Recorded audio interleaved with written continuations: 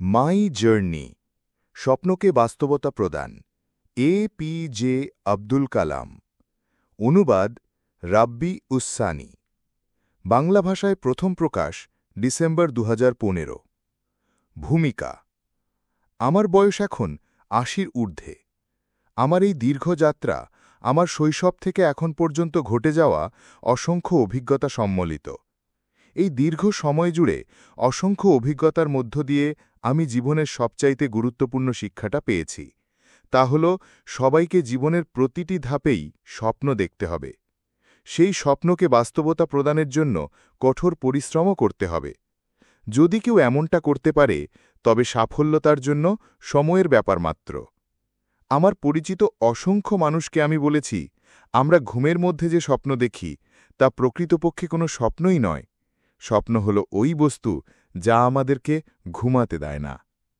একদিন যখন আমি আমার বাগানে হাঁটছিলাম তখন হঠাৎ করেই এই বইটি লেখার কথা আমার মাথায় আসলো বরাবরের মতোই আমি আমার বাগানের বুড়ো অর্জুন গাছটার নিচে দাঁড়িয়ে পড়লাম গাছটার বয়স 100-র বেশি হবে আমি গাছটির নিচে দাঁড়িয়ে এর ডালপালার দিকে তাকালাম আমি খুঁজছিলাম এই গাছে কোনো পাখি বাসা বেঁধেছে কিনা বা নতুন কোনো জীবনের উপস্থিতি আছে কিনা আর এরকম একটি মুহূর্তে যখন আমি গাছের দিকে তাকিয়ে আছি তখন আমার বাবার কথা মনে পড়ে গেল আমার বাবাও খুব ভোরে ঘুম থেকে উঠতেন তিনি তার বাগানের রাস্তার হাঁটতে হাঁটতে তার নারকেলের গাছগুলোর দিকে তাকিয়ে থাকতেন বাবার কথা ভাবতে ভাবতেই আমার মুখের কোণে হাসির রেখা ফুটে উঠল আমার শৈশবের স্মৃতি এবং এর সাথে জড়িত মানুষগুলোর কথাও মনে পড়ে গেল যাদের হাত ধরে আমি এতটা পথ পাড়ি দিয়েছি এরপর আমি আমার এই দীর্ঘ যাত্রার কথা স্মরণ করলাম যে সকল পথে আমি হেঁটেছি যে সকল ঘটনা আমি নিজের চোখে দেখেছি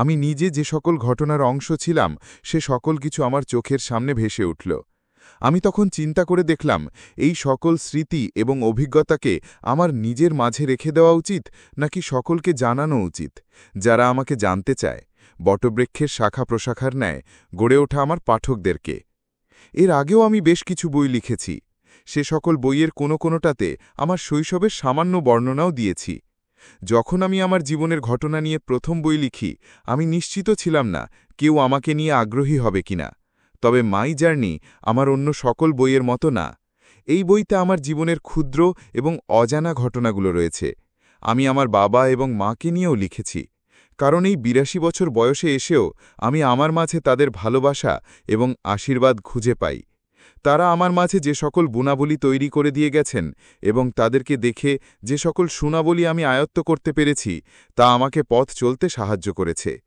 তারা সেই সকল গুণাবলীর মাধ্যমেই আমার মাঝে রয়ে গেছেন আমার বাবা আমাকে মানুষকে বুঝতে চেষ্টা করা এবং সামাজিকভাবে সকল সমস্যা মোকাবিলার শিক্ষা দিয়েছিলেন বহু বছর পর যখন আমি নিজেই জীবনযুদ্ধে সামিল তখন আমার বাবার প্রতিটি কথা আমার মনে পড়ে গেল আমার মা যে ভালোবাসা এবং যত্ন নিয়ে তার সন্তানদের লালন পালন করেছিলেন তার মাঝে আমি ভালোবাসা এবং মহত্ব খুঁজে পাই আমি আমার জন্য আমার বোন জোহরার অসামান্য অবদানের কথাও শ্রদ্ধার সাথে স্মরণ করেছি আমার বন্ধু জালালউদ্দিনের অনুপ্রেরণার কারণেই আমি নির্দিষ্ট গণ্ডির বাইরে বেরিয়ে পড়ে পড়াশোনা চালিয়ে যেতে সক্ষম হয়েছিলাম ভারতের এয়ারফোর্সের পাইলট হওয়ার স্বপ্নভঙ্গ নানা প্রতিকূলতা এবং ব্যর্থতা সবই আমার জন্য দরকারি ছিল হ্যাঁ এগুলো নিয়ে আমি এক পর্যায়ে ঠিকই হতাশ ছিলাম তবে এমন কোনো হতাশা নেই যা হৃদয়ের কঠোর সংকল্প দ্বারা দূর করা যায় না কিছুদিন আগে আমি আমার এক বন্ধুর সাথে আলাপ করছিলাম আমার বন্ধুর নাম প্রফেসর অরুণ তিওয়ারি সে আচমকা আমাকে প্রশ্ন করে বসল কালাম সাহেব আপনি মাত্র একটি বাক্যে আপনার জীবনের সারাংশ বলতে পারবেন আমি চিন্তায় পড়ে গেলাম তবে আমি বললাম অরুণ এই শব্দাংশ এবং শব্দগুলো আমার জীবনের সারাংশ বহন করে শৈশবের সীমাহীন ভালোবাসা টিকে থাকার লড়াই আবারও লড়াই তিক্ত অশ্রু খুশির অশ্রু অতঃপর ভরা পূর্ণিমার চাঁদের মতো সুন্দর এক জীবন আমি আশা করছি আমার গল্পগুলো পাঠকদেরকে নিজেদের স্বপ্ন উপলব্ধি করতে সহায়তা করবে এবং তারা নিজেদের স্বপ্নকে বাস্তবতা প্রদান করতে পারবে APJ আব্দুল কালাম গত 2 দশকে দেখা আমার পরিচিত 16 মিলিয়ন উদ্যমী যুবকদের জন্য ধন্যবাদ পাতা প্রথমেই বইয়ের পাতা দিয়ে শুরু করি বইটির প্রকাশক সবুজ পাতা একদিন হঠাৎ করেই সবুজ পাতার রাশেদ ভাইয়ের ফোন এলো তিনি ফোন দিয়ে বললেন সানি, তোমার পছন্দের একটা কাজ আছে। আমি আগ্রহ নিয়েই জানতে চাইলাম, কি কাজ? তিনি তারপর আমাকে বললেন এই বইটি অনুবাদ করার কথা। প্রয়াত এপিজে আব্দুল কালাম একজন সফল রাষ্ট্রনায়ক এবং বিজ্ঞান জগতের একজন কিংবদন্তি। তার প্রশংসা আর অবদান বলে শেষ করা যাবে না। তার মাই জার্নি বইটিতে তার শৈশব, তার পরিবার এবং তার জীবনে প্রভাব বিস্তারকারী কিছু মহৎ মানুষের বিবরণ দিয়েছেন। বইটি আমি ঠিক কতবার পড়েছি তারই অত্যা নেই। এপিজে আব্দুল কালামের মতো একজন প্রবাদ পুরুষের লেখা বই অনুবাদের সুযোগ পেয়ে আমি নিজেকে সৌভাগ্যবান মনে করছি। এবার আসি একান্তই আমার নিজস্ব কিছু কথায়। এই দুনিয়ায় আমার সবচেয়ে আপনজন হল মা। বরাবরের মতোই আমাকে অনুপ্রেরণা দিয়ে যান এই মহীয়সী নারী, যাকে আমি মা বলে সম্বোধন করি। তাই এই বইটির উৎসর্গ আর কাকেই বা দেওয়ার আছে। এই বইটি সফল অনুবাদের পেছনে অসামান্য অবদান রয়েছে এমন কয়েকজনের কথা না বললে শান্তি পাব না। প্রথমেই আমাকে উল্লেখ করতে হবে আরিফ ভাইয়ের নাম। তিনি না থাকলে হয়তো বইটি করা অসম্পূর্ণ থেকে যেত। এরপর আমি যে ব্যক্তির কথা উল্লেখ করব সেই ব্যক্তি সম্পর্কে আমার বন্ধু। আমার এই বন্ধুটিও একজন সফল অনুবাদক। তার নাম মহিউল ইসলাম মিঠু। আমাকে এই লেখালেখির জগতে নিয়ে আসার পিছনে তার অবদান আমি কোনোদিনই অস্বীকার করতে পারব না।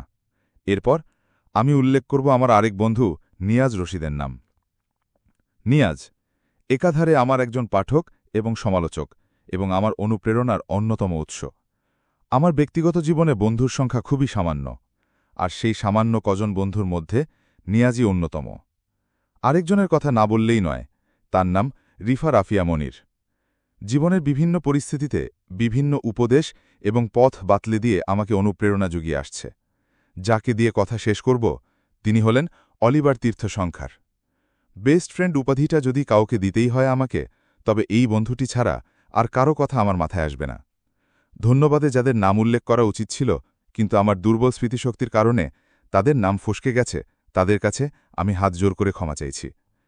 এবার পাঠকদের উদ্দেশ্যে কিছু বলতে চাই।